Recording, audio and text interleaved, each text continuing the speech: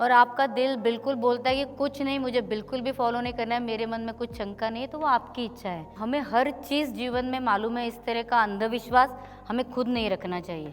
क्या किया है उस बच्चे ने गलत, मुझे बताइए। पीते हैं और इमीडिएटली मृत्यु हो जाती है। और कुछ ऐसे होते हैं कि जो हमारे शरीर के अंदर पनपते जाते हैं और शायद आगे की जनरेशन में इफेक्ट दिखाएं।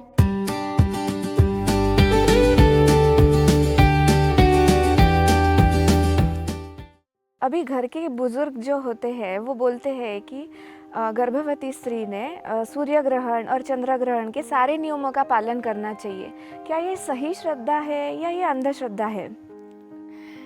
देखिए, इसके लिए हमें 2-3 चीज़ों का ध्यान रखना पड़ेगा। पहली बात तो ये है कि हमें हर चीज़ जीवन में मालूम है, इस तरह का अंधविश्वास हमें खुद नहीं रखना चाहिए। करेक्ट। क्योंकि हमारे जो पहले के लोग हैं उनका एक्सपीरियंस ज़्यादा होता है, उनके पास शायद अलग तरह के कुछ लॉजिक्स होंगे जो हमें आज समझ में नहीं आ रहे हैं। दूसरी चीज़ है कि कभी भी जब हम आयुर्वेद में गर्भवती के लिए पूरा देखते हैं तो उसमें जो तेज उपासना है उसको बहुत महत्व दिया गया है। मतलब सुबह उगते हुए सूरज को प्रणाम करने के लिए बोला गया है, दिए के सामने बैठने के लिए बोला गया है। श्री गुरु डॉक्टर बालाजी तांबे तो हमेशा बोलते थे कि आपको भगवान के सामने दिया लगाकर कम से कम 10 मिनट उस दिए की तरफ देखना है।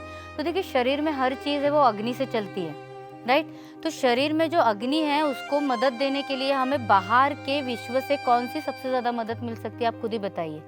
जो नेचर से हमें मदद चाहिए अग्नि के लिए, वो सूरज छोड़ के किसी के लिए मिल सकती है क्या? और सूरज चला जाता है तो चंद्रमा सामने आता है। करेक्ट। सो नेचुरली जब हमारे यहाँ पे ग्रहण के बारे में सोचा जाता है तो वो जो कुछ ऊर्जा ऊपर से आ रही है हमारी पृथ्वी की तरफ, वो कम हो जाती है।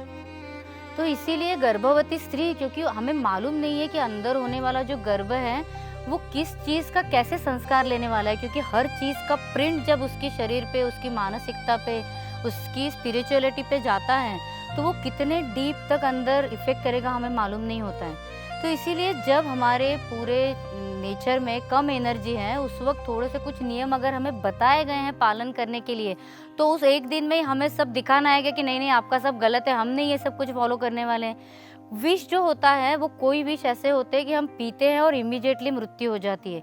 कुछ विष ऐसे होते हैं कि जो हमारे शरीर के अंदर पनपते जाते हैं और शायद आगे की जनरेशन में इफेक्ट दिखाएं।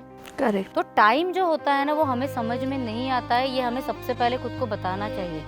तो कई बार जैसे भी देखिए हम लोग बोलते हैं कि विरुद्ध आहार मत लीजिए, कि आपने अगर दूध और के साथ कोई फल लिया तो स्किन डिसीजेज होते हैं। अभी आपको तो स्किन डिसीज नहीं हो, आपने बोला देखो मैंने तो सब बाबा फ्रूट शेक्स पिए, मिल्क शेक्स पिए, कोई मुझे हुआ नहीं। और जब बच्चा जन्म लेता है ना तो जन्म के साथ एलर्जिक डर्मेटाइटिस लेकर ही जन्म लेता है। क्या किया है उस बच्चे ने गलत, मुझे बताइए। तो हमें समझ में नहीं आता है कि मैंने जो सब मिल्क शेक्स पिए थे ना वो मेरे जेनेटिक्स के थ्रू मेरे बेबी तक जाके ये सब गड़बड़ हो रही है। तो इसीलिए समय को कभी भी कम मत आकिए। जो हमारे बड़े हैं उन्होंने कुछ बताया है तो एक दिन के लिए, 24 घंटे के लिए, 6 घंटे के लिए फॉलो कर लीजिए। उसमें भी गर्भवती स्त्री के लिए उन्होंने बताया है कि जो भी रूल्स हैं वो लीनियंटली फॉलो करने हैं। तो मुझे ऐसा लगता है कि अगर आपको मन में से लगता है कहीं कि ये मैं फॉलो करूँ कि ना करूँ तो करना ज़्यादा बेटर है। और आपका दिल बिल्कुल बोलता है कि कुछ नहीं, मुझे बिल्कुल भी फॉलो नहीं करना है, मेरे मन में कुछ शंका नहीं है, तो वो आपकी इच्छा है। करेक्ट। तो नेचुरली कोई भी जो नियम होते हैं वो खुद को डिसाइड करके ही फॉलो करने चाहिए। करेक्ट। तो श्रद्धा या अंधश्रद्धा ऐसा नहीं है, आपकी श्रद्धा है तो वो श्रद्धा है, और आपको वो गलत लगता है तो वो नहीं है तो मत कीजिए।